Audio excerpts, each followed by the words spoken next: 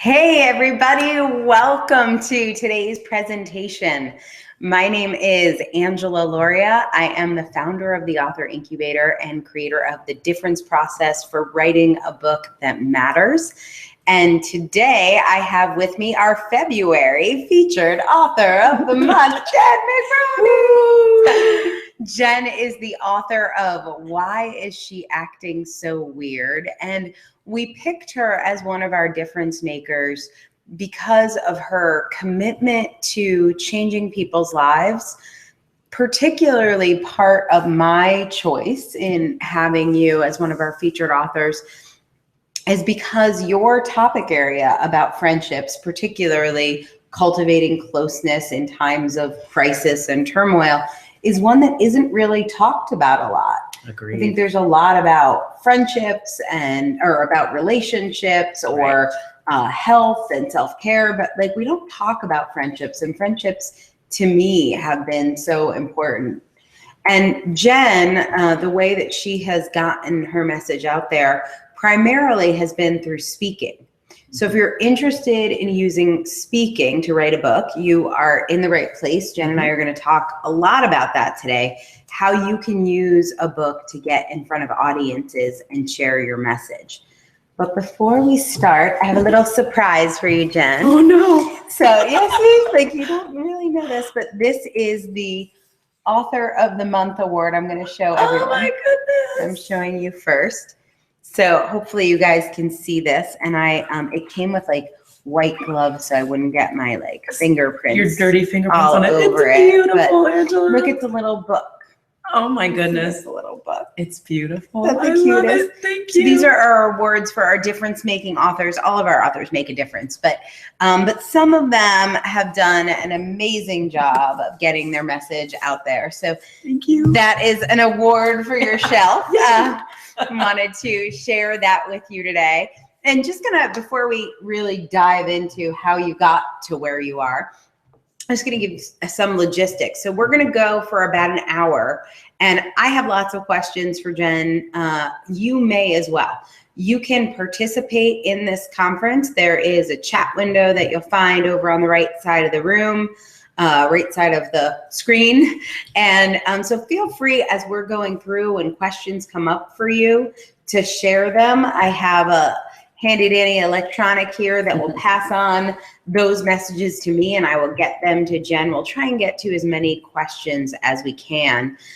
My goal for you guys listening, and Jenn's going to help me with meeting this goal, is for you to understand what's possible and what can you create in what amount of time. How can you build a speaking career? How can you get your book done? So that's our goal. And just to sort of set some expectations, while no matter what your genre is, I think you'll get lots of advice here that will apply.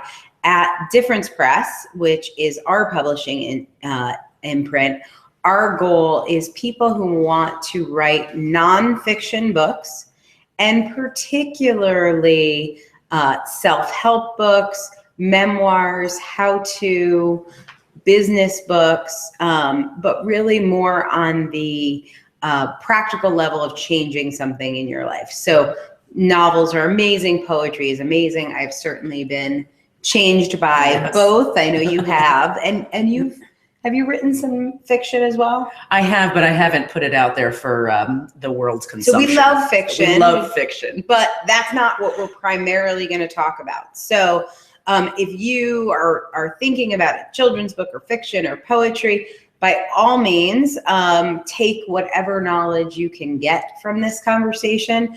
But in terms of your questions and this dialogue, we're going to be focused mostly on the nonfiction writer's journey. And so with that, let's just get started. So I know that, you mentioned you had started fiction books before, maybe even nonfiction, but let's talk about this idea. How did this idea come to you? How did you know you were going to write this book? And just tell me kind of what that shaping stage is. A lot of people watching have an idea. Maybe they have 2 or 3 ideas. They're not sure what the right one is. So what was your process? And so what's super interesting about this is my process was born out of my actual crisis. I was writing for catharsis.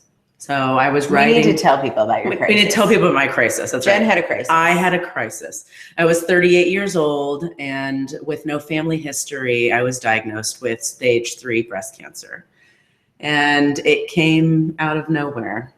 It was just regular checkup. It was I noticed some strange changes to my breast, and I went to my doctor and said to my doctor, I've had 2 children. I understand they don't look like they used to when I was 20, but is this strange? And he sent me to a mammogram within the 24 hours. So it was enough for even my doctor to be super concerned. And so I saw my doctor, I want to say on October 28th. This is how much I remember. October 28th, 2013. And I had a diagnosis on November 4th. So it was a whirlwind. And so you can imagine that my mind was not focused on writing a book. Exactly. I was thinking, oh, this is such a this is great fantastic. time. I'll have great material. I'm going to have so many things to discuss with people. This is going to be really great for my life and my business. No, I was more concerned about my life. Yeah. Really at that point. But I found during this crisis, during my experience with cancer, that I needed to write. And so I started journaling, which I think is probably a fairly normal thing to do. And are we in the like Anne Frank, like Dear Kitty, today I had a mammogram? Sometimes. I didn't dear anybody on the journey, in the journals, but I would basically write in like, today is Monday, November 6th, and I'm really pissed off. And then go from there. Or, today I met with the doctors and this is what they said. So some of it was factual and some of it was how just like processing the emotions. Exactly. And again, at this point, not thinking about, I'm going to take this journal and publish it Anne Frank style. No idea about that at all. But as I was writing and as I was going through this process and meeting other people like myself, meeting other young women who had been diagnosed with breast cancer, it came out of the blue. They had no idea. I began to form in my mind that there were a lot of questions that were repeated between us, or stories that were told that were so similar that it was almost eerie. We came from all different walks of life, different ideas, different everything. And it's sort of like stories. The DMV, like you walk into the DMV and it's like, everyone gets invited to the DMV. That's right. Everyone is open. That's right. And you go there and it's completely, it is the world. And yet everyone is there for the same purpose. It's kind of weird, right? And so I started just filing that away. And I realized that I had a book in me. You did? I did. So we're still in the chemo, because you could go through chemo? I did chemo, yeah. So I had surgery, chemo, and radiation. All of it? All of it. Why just pick one? Why just pick one? And I'm now on hormone therapy for 10 years. 10 years. Yes. So my journey is a long one and won't be over right away. But even during that process, I started thinking to myself. And were you reading cancer memoirs at this point? I did pick a few up, and some of them scared the ever-living. I was going to say, I don't know if I'd be able to read about it. Yeah, it scared the ever-living daylights out of me. But part of me also was so thankful to those authors for putting that out there and being willing to scare me that I thought maybe I can do that too.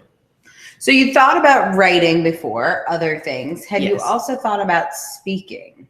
So I joined the debate team in 11th grade. 11th grade, nice. In 11th grade in Waynesville, Missouri, because there were not a lot of things to do in Waynesville, Missouri. By the way, Missouri people listening, go ahead and check in the chat room. Jenn needs to know her Missouri peeps are here. You almost said it. I used to call it misery, but I was 16, so got me a little bit of break. So I joined the debate team and I realized that I loved speaking. So I was really lucky because I I got that realization when I was very young. And I thought that I would turn that love for speaking into being the best trial lawyer you have ever seen. And so that is why I pursued becoming a lawyer. And essentially from 16 on through law school, that was my goal. I'm going to be a lawyer. This is how it's going to happen. And then I became a lawyer. A lot of trial appearances. A lot of trial. I was in court 4 out of 5 days a week. That's not really true, is it? It is. Oh, wow. It is. Yeah. Because most people have this vision of. No, I did insurance defense litigation. Oh. So that's car accidents. So if someone hit you and you were injured, your insurance company would have hired me to represent you. Nice. So I was in court a lot. Wow. And I was miserable. With the speaking part? Not the speaking part. Everything the speaking else part was awesome. It was all the preparation part. It was the waking up at 3 a.m. in a cold sweat, thinking about the 100 cases I had on my docket, trying to distinguish between all of them, how I could tell Angela Loria's story to the judge, even though I know you were drinking when you had your accident, right? I mean, it was panic inducing. So I left the law and left speaking as a result. And it took several years for me to understand that part of the reason that I wasn't fully satisfied with my lifestyle was because public speaking wasn't part of it. So these are the whispers I want you guys to be listening for in your own history. You probably were not a trial lawyer, but like, did you have a passion for speaking? Were you on the debate team or Model UN? Like, is speaking something that has called to you in the past? And then same thing with writing. Do you know there's a book in you? Maybe not exactly how it's going to come out, but these are some of the things I listen for when I'm interviewing people to become one of our authors at Difference Press. Is this something that is in alignment with who they are? And I know these pieces at this point were just coming together for you. Yes. I mean, I have the benefit of hindsight now. Right. So I can look back and tell all of you watching, oh, yes, it was a very solid, straightforward plan, but it wasn't. It was chaotic. So, and that's how a book journey goes. So meanwhile, you're going through your cancer journey, and I will tell you guys a little my story here. I spend a lot of time meditating. I actually meditate every day. And most of the time it's incredibly boring and just includes me going like, come back to your breath, come back to your breath. Nope, come back to your breath. But every once in a while I will meditate and I will get this like crystal clear vision of something. It'll be an idea or a tool or a business plan. Like crazy things come to me very rarely, but with consistency. So one day I woke up and I had this image of working with somebody about who had gone through a cancer journey. And I posted this on Facebook. You did. I've just meditated on being told there's somebody who needs me to help them with their book. And 4 people responded to that message. One of them was you. And I think minutes later, we spoke. Yeah, we talked pretty quickly. I remember that very distinctly because I'd been following when we first met at the Martha Beck. Yeah, we trained as life coaches. Yes, the meet and greet. And so I got to meet you then, but we didn't really speak. But I'd been following you since then because I knew or I felt that I might have a book in me. So I thought, oh, well, follow Angela. It's so interesting. It's always great to gather more information and never write your book. But anyway, I was following you. And then when you posted that, it was almost as if someone tapped on my head. That annoying thing that we used to do to each other as kids. Oh, yeah. Remember that? Remember that? That, yeah. But I felt that. It was weird. It was almost like a physical reaction where I was like, oh, something's telling me to take note and really read what she has written. And you said, feeling called to work with someone who has, I think you said cancer or divorce. No, it was 2 things. And they came to me very quickly. And it was only 2 things, cancer or suicide. Okay. Yeah. And I thought, oh my God, that's me. Immediately. And so you were not searching on Google, like find a book editor or find a book coach? Not at all. Like I said, I had this feeling inside of me that I was going to write a book at some point, but I think a lot of us have that. Yeah. you know, and we'll have that for decades or a lifetime and never actually follow through. So it's something about your message that said, Jenn, this is you. You have a cancer story to tell. And I thought, oh my God, I do, you know? And so I wrote to you and we talked and I got terrified. That happens. I'm very scared. No, she's not scary at all. I got terrified about the possibilities, about what this meant. But it wouldn't go away. It like stayed in my mind. And so my husband and I sat down, and he's like the most wonderful person you'll ever meet. And when I say to him, I would like to do this, the first thing he always says is, okay, well, let's talk about how we can make it happen. I know. It's a good one. I know. Read her book, you'll fall in love with her. Exactly. He has a starring role. He's the best. But so we talked about me joining you, and he was supportive, and that was so it. I want to talk about this tension between like the, I don't know if you want to like scared sighted, but like the excitement, but also the fear. And I also want to talk a little bit about the knowing. Like, so you were, I can't exactly remember, you were at the end of your treatment when we first talked, but you still had some surgery. Right. You had some big stuff still. So one of the things that I find is knowing when you're ready to write a book can be really hard. And for you, it's almost like that sounds like it was like at a gut level. It was almost a visceral level for me, where I didn't quite know how it was going to happen. And I was kind of confused about that because I'm a planner.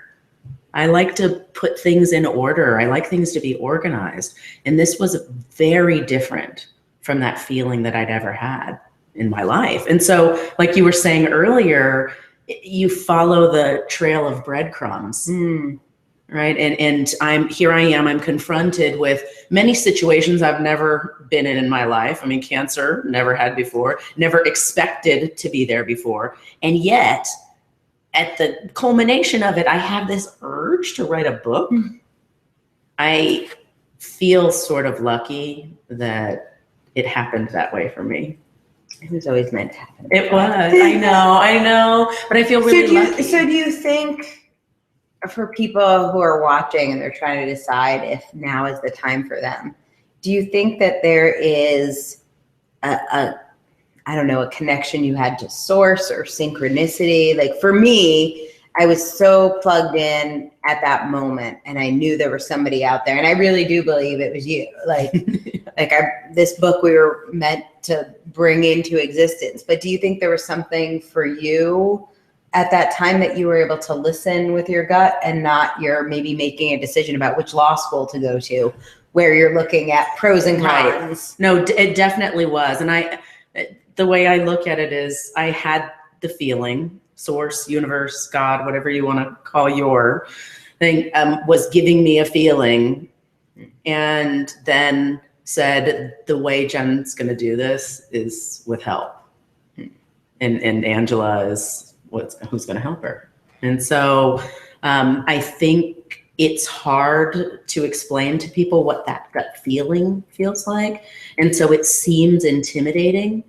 But when you have it, if you are sitting here right now listening to us and thinking, gosh, I want this, that's the feeling.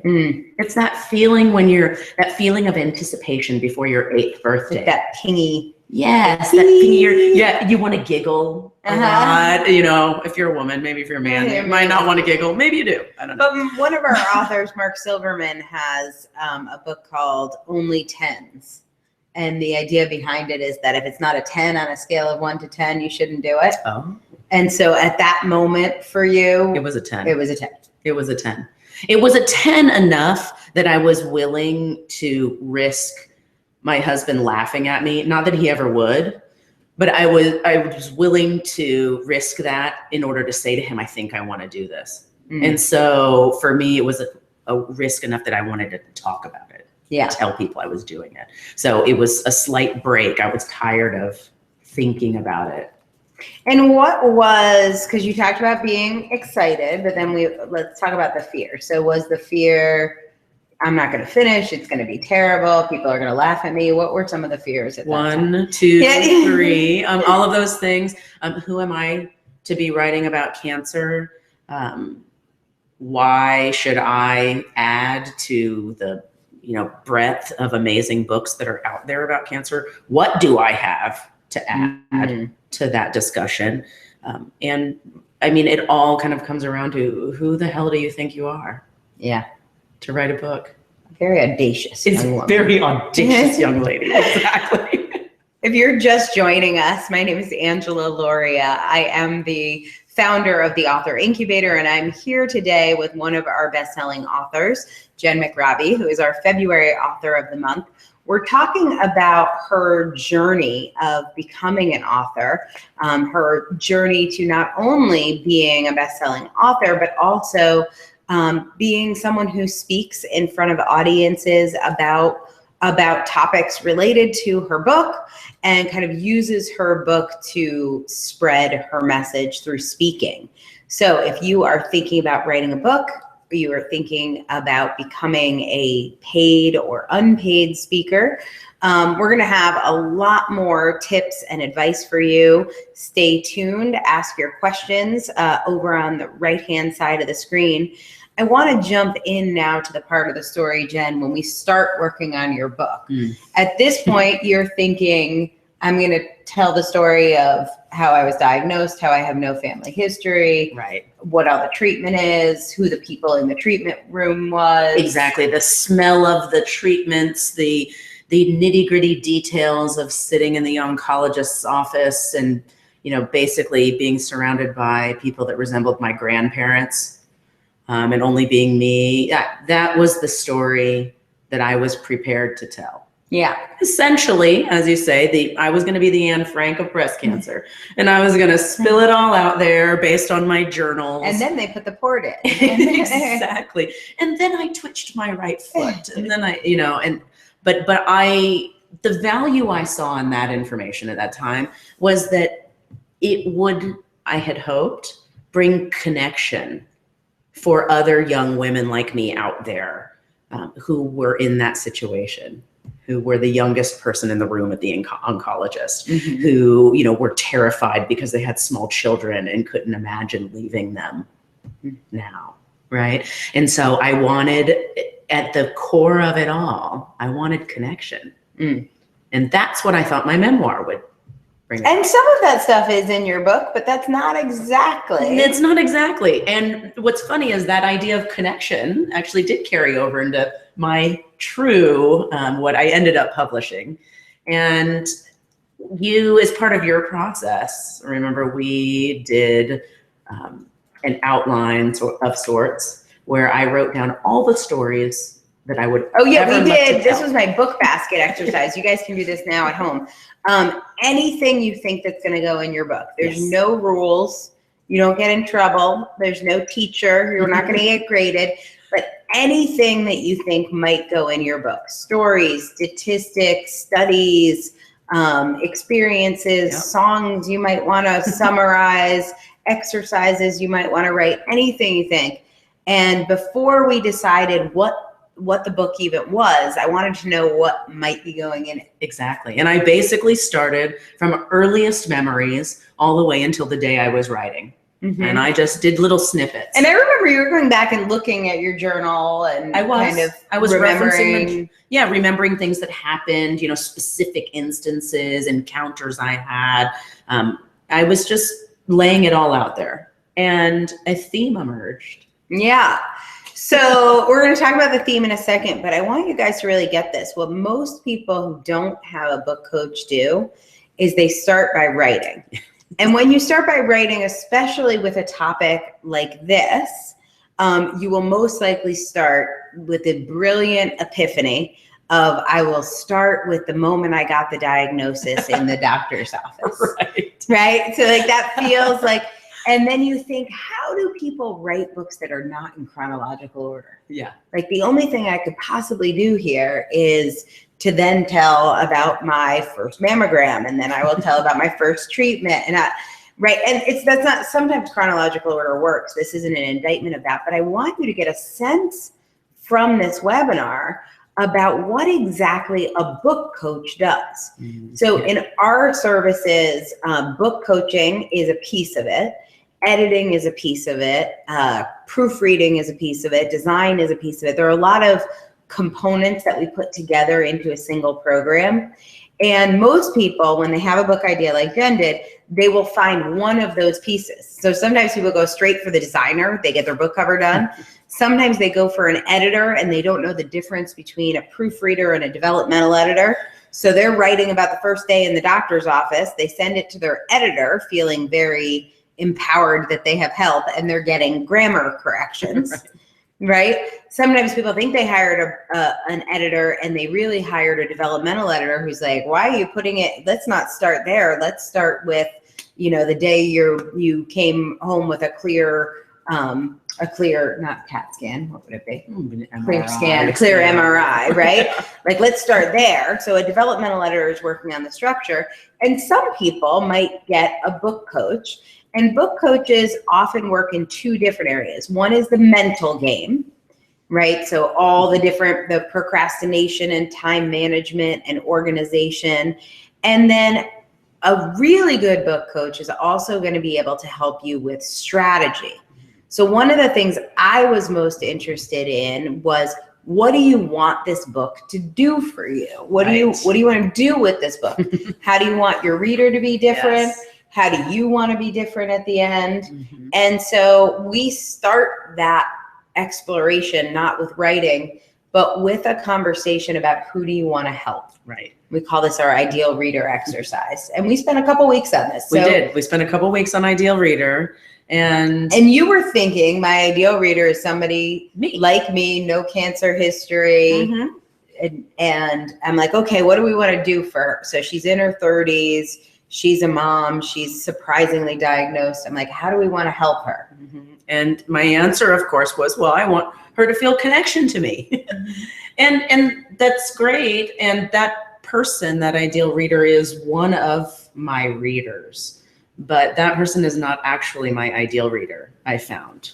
So then we talked about the caregiver. Yes, we talked about the caregiver. So i.e. my husband, in my instance. So a man in his 30s whose wife was diagnosed with cancer, has kids, full-time job. How is he going to balance things?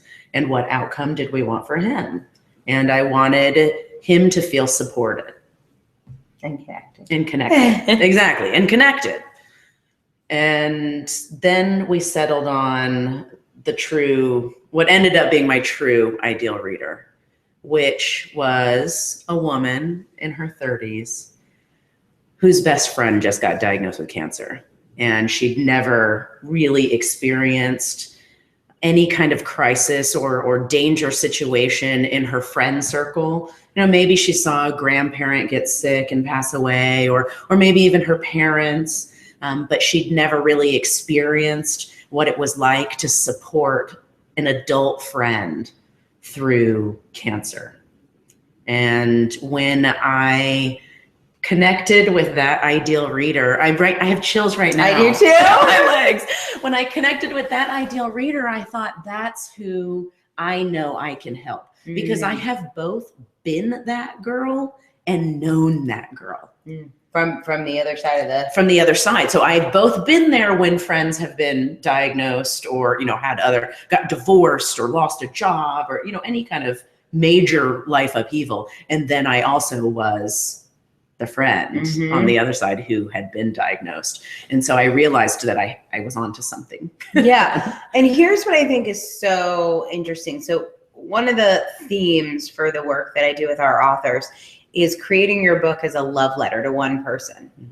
And a love letter has a sender and a recipient, right? Like, you couldn't have a love letter from Publishers Clearinghouse. Like, that's just like from one person or one company to many. And very often our books are these, like, they're for all these people. Yes.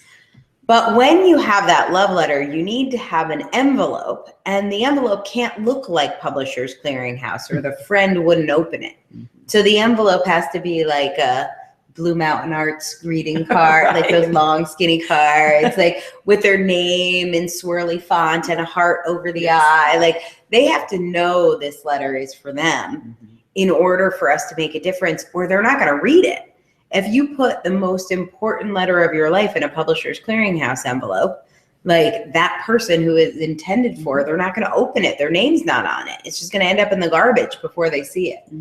So the first thing we really got clear on was, who did Jenn want to help and how are they going to find it? How are they going to know it was for them? If she wrote this cancer memoir, they might happen upon it. They might take the Publishers Clearinghouse letter out of the mail and open it. Right.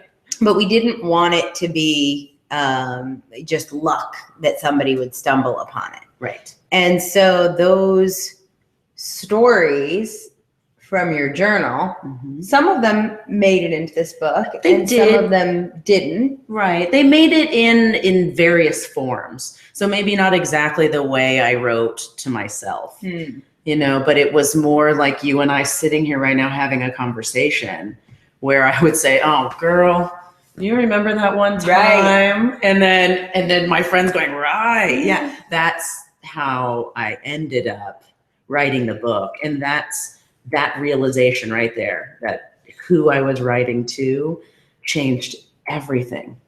Because, and I don't mean this in a mean way, but my friends, they wanted to know what was happening with me, but they didn't want the details or the nitty gritty about getting my port in and, you know, wiggling my right toe. And those details were too much. So what they needed to know was a slightly broader picture.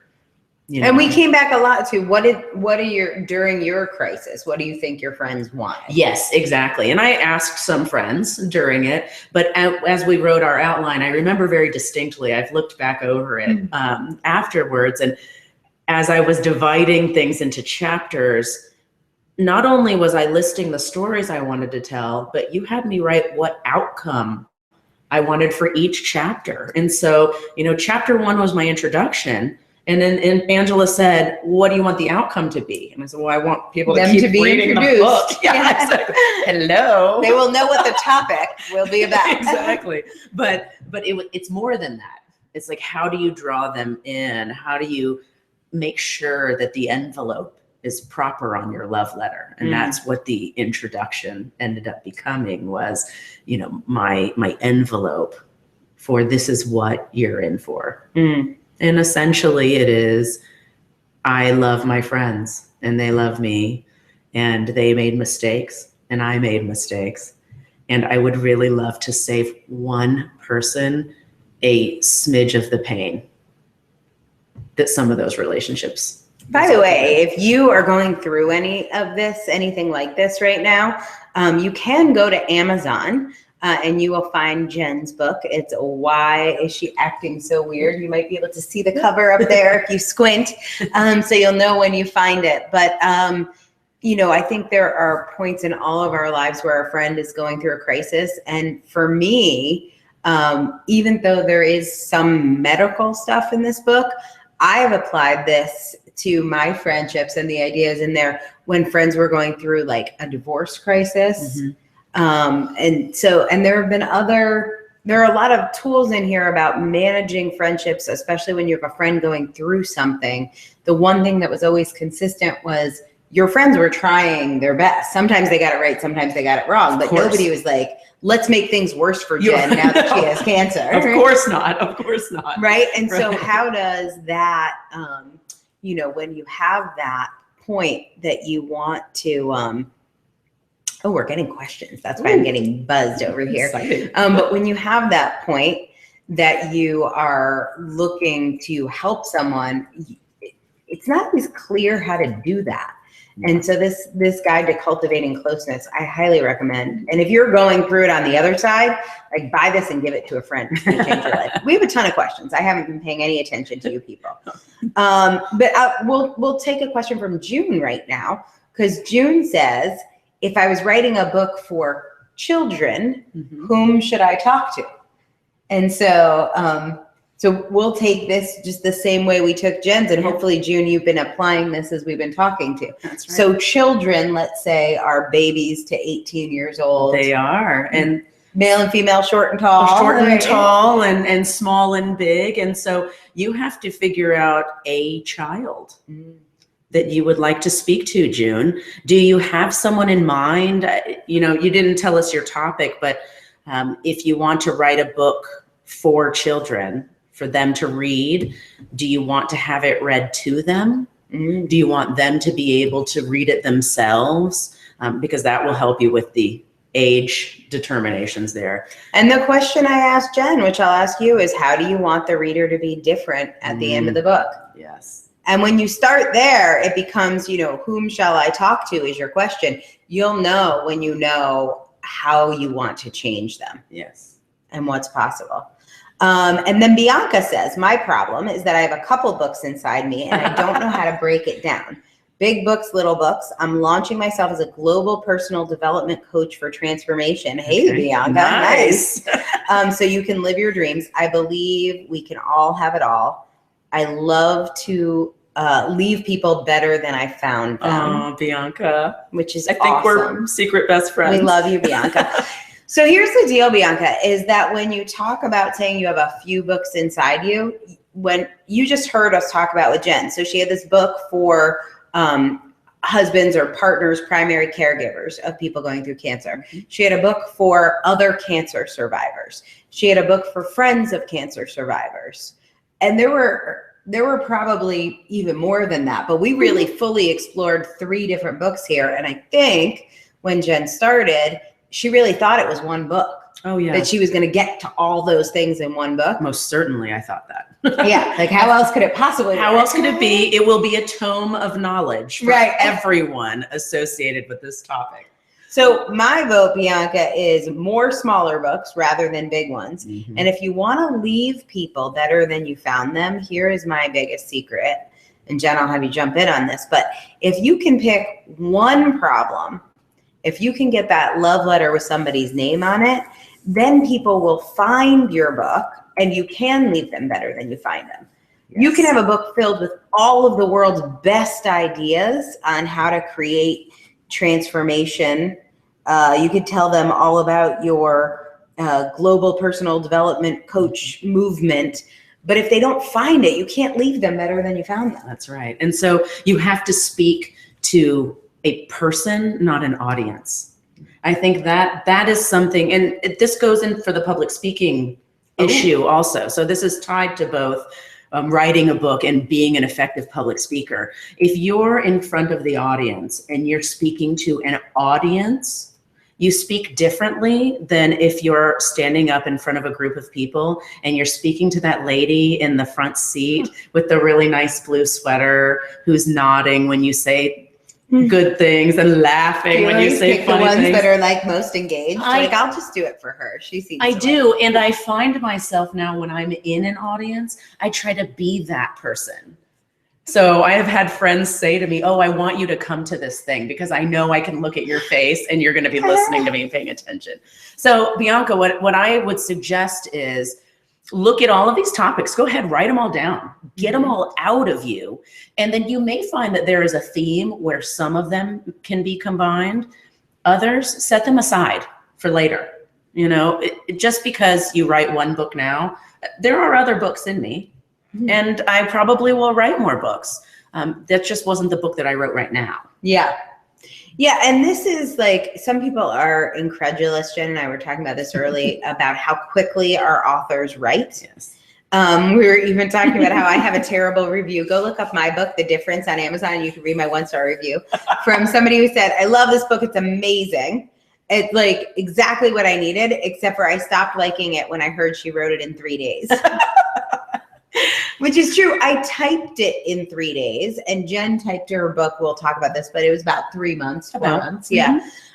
Most of our authors write their book in about 3 months, some of them even sooner, but that's the typing part. Yeah. This thinking part, and when you don't have a structure and a book coach who can help you structure it, if you're just writing or trying to write, it can be years because you don't have that envelope. If Jenn tried to write, as she had before with other books, if she tried to write this cancer memoir without us, like I suspect she would have written lots of great pieces of what could have been in some book, but it probably wouldn't have been able to come together. And so then what happens is people don't finish, and then they feel bad about it, and then they feel bad about feeling bad about it, and you go through this cycle. I think I did that in the beginning. I mean, several of my first pieces of writing that I sent to you were sort of all over the place. And your response was, these are great. They're all over the place. Let's talk about how we can dial in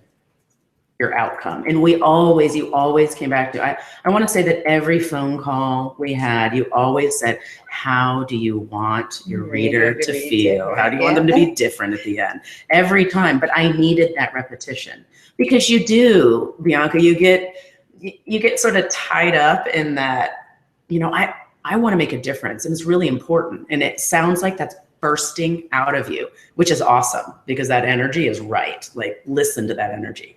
But you also know, being in personal development, that you need to contain that energy a little bit and give it some structure. Otherwise, people aren't going to be able to communicate with it or commune with it.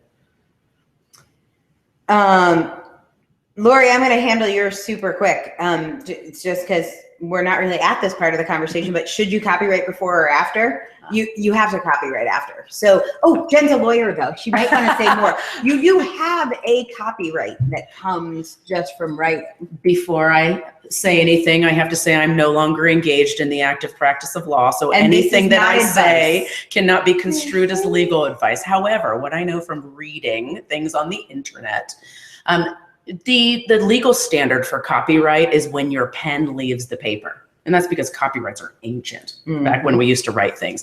So once you have written that idea, Lori, you have a copyright. You don't have a federal copyright. You can then take your finished book when you're done and apply to the US Copyright Office and obtain a federal copyright, which then it gives you a whole host of legal ramifications. Which really only come up if somebody copied your stuff and you needed to prove in court. Exactly. And you could still prove all of that stuff even without a federal copyright. It's just harder. So it's just like a nice extra protection. Exactly. Let's not start there. Yeah. It's good. Just write your book. You got this, Lori. But this is an interesting point because there are little niggly things like, should I copyright my book before or after, that will stop people from finishing. Yes. For some people, those little niggly things look like children on summer vacation. Yes. So we get started, we get really clear on your book, and then you ghosted on me. So what do you think? Like, there's one version of the story where Jenn was just busy. Yes. But there was a couple month period where you kind of took a break from your book. What do you think that break was about? Because I think it's the same thing that Lori's copyright question is about. Yes, I was getting bogged down in all of the details of what it meant to write a book. So, if you write a book, you must do a lot of research beforehand. So I would do a lot of research.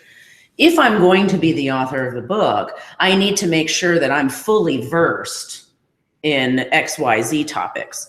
And the only way to become fully versed is to continue to read and research and do more things. Oh, and gosh, boy, once you become an author, that means that you'll be making a little bit of money on your book. So you have to look at the tax implications. Clearly. That's becoming, right? I don't know if you guys are getting where we're going, but you're the hamster in the wheel, basically. I created little things that had to be done before I wrote my book in order to not write my book. And we're very clever. Yes. Like, I know, Lori, that copyright question probably feels like really important to you. And like, there is an answer, and it's important. It is. But so many things that come up, like whether it's time with your family or like we had somebody who had their home infested by baby squirrels. Oh, that right. was good. That was fun. That's a good one. We've had people have surprise kitchen remodels. Like things will come up in your book journey that will seem like this is a really good reason to take a break from my book. Like, I need to get this answered first. And those are really, I think, clever little manifestations of fear. And what is procrastination, but really a big fear of what you're trying to accomplish? And so it's like the fear and procrastination walking hand in hand down the street, you know, in the middle of your mind, buddied up, having fun. And meanwhile, people out there who need to hear your message aren't getting to hear it because you're bogged down in the details and not bogged down in the writing. Right. Which I'm sure we'll get to this later, but to be honest, the writing is not the tough part. Yeah. Yeah. So Wayne, I just want to reach out to you. You said, is the application path with us to evaluate what if this ember for possible writing is fuelable to a flame? Ooh, I love how you write, Wayne.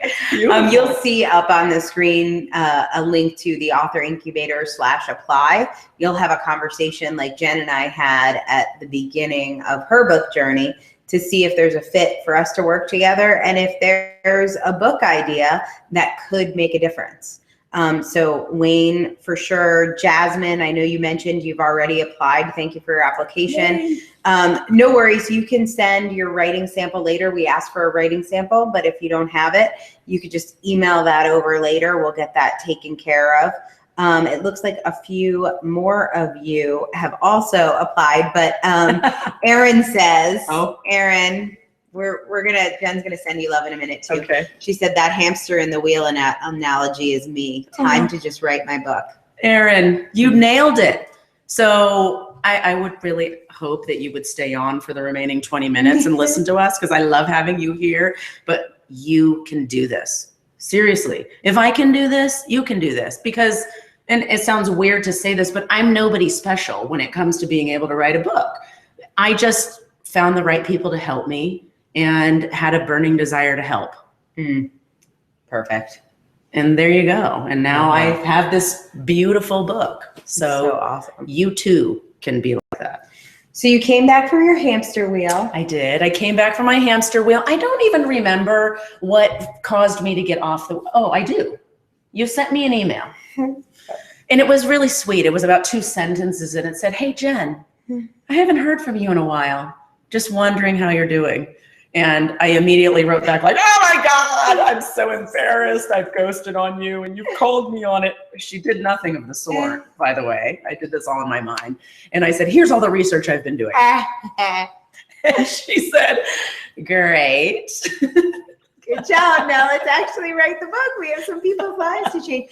Because here's the thing I want you to know is, like, every week that you put off your book, those are probably hundreds of people who are not getting your message.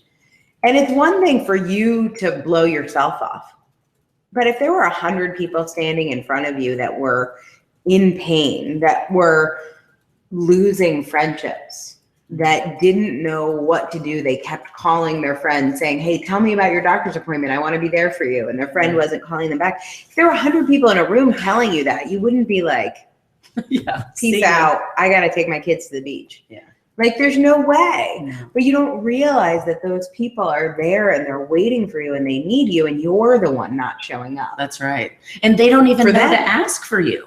Yeah. You know, if they were calling you on the phone being like, "Hey, you know, I need an answer to this question," you would give it. Exactly. I'm busy. I'm busy. Researching. Exactly. I will find you an answer to that question. That's the lawyer answer.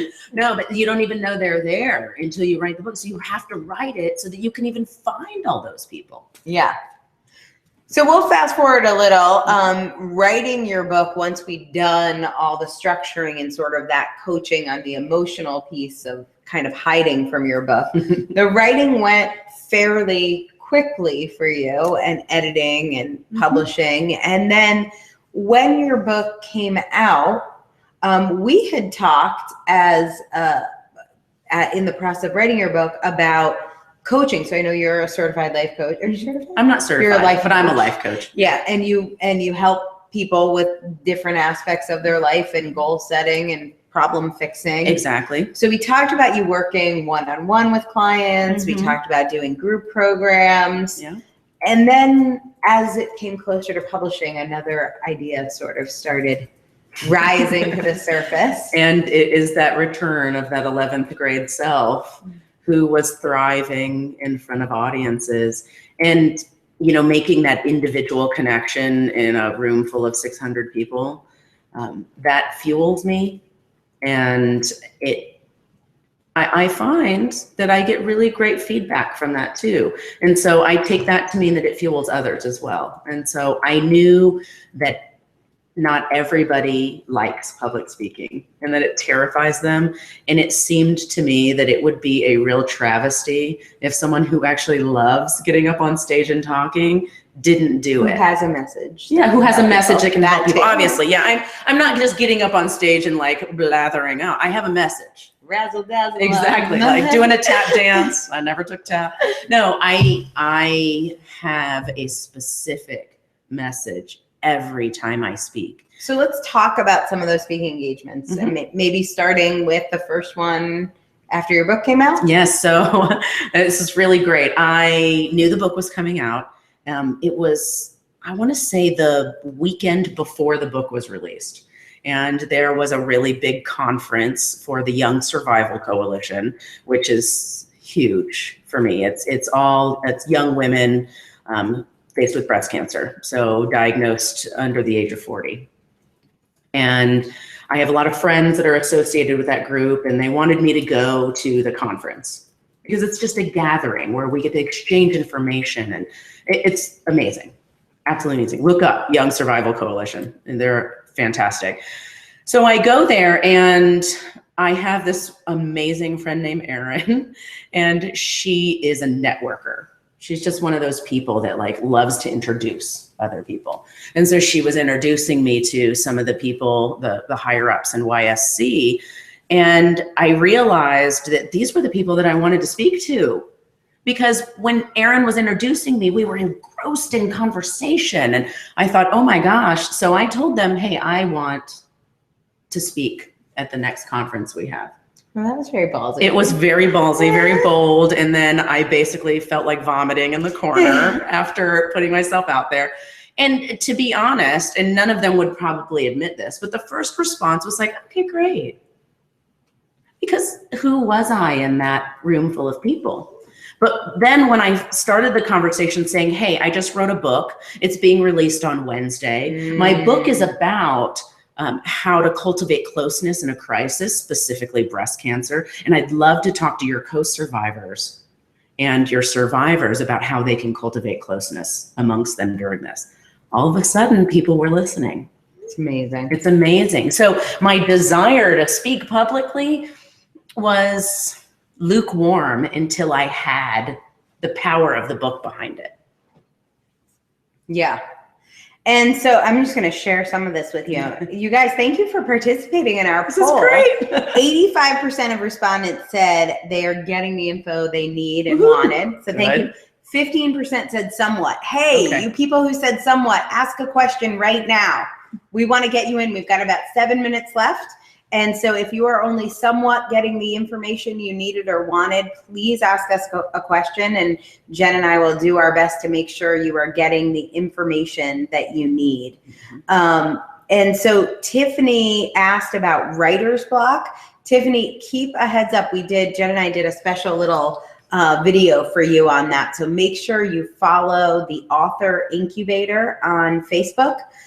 For everybody here, if you go to the Author Incubator on Facebook and you follow that, you'll see more questions and answers with Jen and I all month long. We're going to be featuring her and her wisdom all month so you can learn from her. And she did a special segment just on writer's block. And then Tiffany also said, this is also inspirational. I love this. Thank you both so much. Thank you, Tiffany. Stay tuned all month for more updates. Sage says, this is great. Thank you. I so want to write a book and speak. I'm struggling with honing in on a specific topic and an ideal reader. Lots to think about and get moving. Thank you. Any words of wisdom for Sage? I think when you had me do vision boards for my ideal reader. So I had to basically put on my, change my persona into the ideal reader and create a vision board as if I were that person. Get into character. Get into character. Yeah, I don't know the terms. Acting, schmacking. Whatever, exactly. And create a vision board from that position. I referred back to that vision board throughout the whole writing stage. So I think that may be a good place for you to start. Love that. For honing in. Great piece of advice. And also Jody Jensen is here. Hi, Jody. Jody's about to publish with us. So if anybody is going through a divorce, which really sucks because I've been there, or if you are thinking about leaving and want to make sure you have your ducks in a row, Jody Jensen's book is coming out on March 10th, I believe. And she says, I'm currently writing a book with Angela and it's been the most amazing experience. So we're super glad, Jody. We love you. So thank you guys. Make sure if you have not gotten the info you needed that you ask a question. We're going to talk more with Jenn McRobbie, who's our February featured author of the month. And so that was your first speaking gig. What else has happened? Tell people about some of the opportunities you've had as an author. Once you get that first speaking gig, it not only builds your own confidence, but it lets other people know you're out there. And I came to a summit that Angela hosted for authors where she basically kicks our bottoms into gear on, how we're going to be making a difference with our books. And as we were dialing in on me and how I was going to start really getting my message out there, I got 2 requests to be a speaker while I was sitting there in the hot seat with Angela. And they weren't even people that you had reached out to. No, these were people that reached out to me that said, hey, we knew you wrote a book. So this is really what I want to say to people as we're kind of coming to a close, I think, is that having a book is how you can prove that you have a platform, that you have something to say, that you have something worth saying. And so if you're interested in public speaking, I now speak on topics that aren't necessarily related to the book. But the book let people know that I was serious about my topic and serious about speaking. And so having the right book really helps you build that platform to become a speaker. Because in the 5 minutes you have to talk to somebody about, I want to be a speaker, they don't really get a chance to know what you're about. But you have essentially a resume that's full of, that is my heart in print. And they get to see who I am, what I'm about, and what I'm going to say, more importantly. Because you can meet someone and they seem perfect, and then they get up on stage and they start dropping F-bombs or, whatever, and it's not what you expected. So the book is where you have to begin, only because it establishes you as an expert. Yeah, love it. So Teresa is asking, should we self-publish first or seek a conventional publisher? I have no platform yet, so they probably wouldn't even consider a book deal. Here's the deal, Teresa. Anybody who's interested in this, and I see a few other people, Angie, Kelly, a lot of you are asking this. If you go to the authorincubator.com/2, the number 2, you will hear my podcast episode about how to choose a publisher. Here's what you should know. There are roughly 3 options. So there's self-published, do-it-yourself. There's the traditional way. Those are the ways Teresa mentioned. And then there's a whole host of options in the middle. Publishing with us at Difference Press, which is how Jenn published, is another alternative. It is not always the right alternative, although Teresa, you're right. Without a platform, a traditional deal is probably off the table. Even with a platform, it might not be the right choice. That's right. I think, Sage, you said, should I self-publish? The problem with self-publishing is you're probably not going to be awesome at it. So if it's the first time you've ever done a book, you will have to not only be awesome at writing a book on your own, then you're going to have to be awesome at publishing a book on your own, which is something that requires years of experience. And so depending on how important this is to you, you might want to find a publisher in the middle, a hybrid publisher or boutique publisher like Difference Press may be an option for you. If it's worth exploring, go to the authorincubator.com/apply. Tiffany needs our words of encouragement. She says, I'm currently working on writing a book, but I'm fixated on word count. Jen, how much did we talk about word count? Oh, never. Never. Never. Right. Here's the whole word count thing, Tiffany. She says, I want to hurry up and get it completed, but I need some words of encouragement. The only question you need to ask yourself is the book doing what it needs to do? Yes. Is the reader going to be different in the way I want them to be different? You could do that with 20,000 words, 40,000 words, 60,000 words. I will tell you, shorter books sell better. So I'm not sure what your word count obsession is, but we spend very little time talking about word count because what we really want to focus on is how to make a difference. And how many ways can you say I love you, Tiffany? And I love you is only 3 words. And think about all of the emotion and everything that those words convey in any language. So you don't have to have a certain number in order to convey whatever your meaning is. Totally. Oh, I think this is Jean. Hi, Jean. She says, my genius is my message. Angela's genius is everything about publishing, along with her awesome staff. We do have an awesome staff. Agreed. That's it, you guys. It's 2:00. I know we could talk to Jenn all day. Keep your questions coming in. We'll keep the room open for a couple more minutes as we say goodbye. If you are thinking about writing a book, if you want to make a difference, we would love to talk to you. Go to theauthorincubator.com/apply and we will have a conversation about how our program works. It is everything from idea to your launch. So all of the publishing services, all of the book coaching, you get to be a genius at what you're a genius at, like Jean Andres, who's one of our authors. And we get to be geniuses at what we're geniuses at. It's a win-win.